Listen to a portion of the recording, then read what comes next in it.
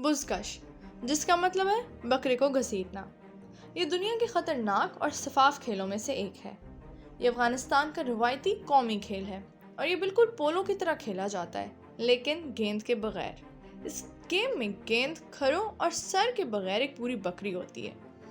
ہنرمند گھڑ سوار کی 2 ٹیم اس جانور کی لاش کے قبضے کے لیے لڑتی ہیں۔ میچ کی صبح حلال طرح سے ذبح کی جانے والی اس لاش کا وزن 99 پاؤنڈ تک ہو سکتا ہے، اور ہائی سٹیک میچز میں 100 پاؤنڈ تک وزن والے بچڑوں کا بھی استعمال کیا جاتا ہے۔ کھڑوں کو ہٹا دیا جاتا ہے اور جلد کو احتیاط کے ساتھ ملا دیا جاتا ہے۔ کھیل کا سب سے مشکل حصہ ابتدائی کام ہے، جانور کو اٹھانا۔ گھوڑے کے پیٹھ پر سوار کھلاڑی بکرے کو منتقل کرنے اور اسے ایک مخصوص جگہ کے اندر رکھنے کی کوشش کرتے ہیں، جسے سچائی کا دائرہ کہا جاتا ہے۔ 1996 سے 2001 کے دوران طالبان کی حکومت کے دوران اس کھیل کو غیر اخلاقی قرار دیا گیا تھا اور پھر اس پر پابندی لگا دی گئی۔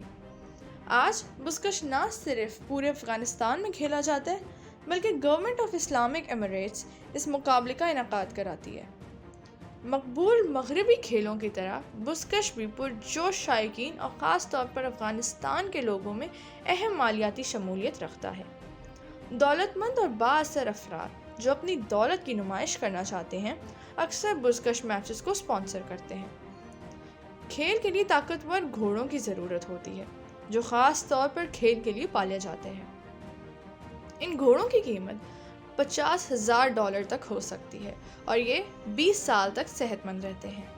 وہ اپنی رفتار اور طاقت کے لیے جانے جاتے ہیں، جس کی وجہ سے وہ کھیلوں کے لیے شدید نوعیت کی ضرورت ہے۔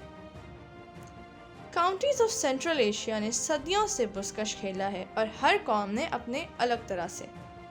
یہ کھیل گینس خان کے زمانے کی ٹائم کیپسول کی طرح لگتا ہے، جب جنگی مشقیں کھیلوں کا بھیس بدل کر کی جاتی تھیں۔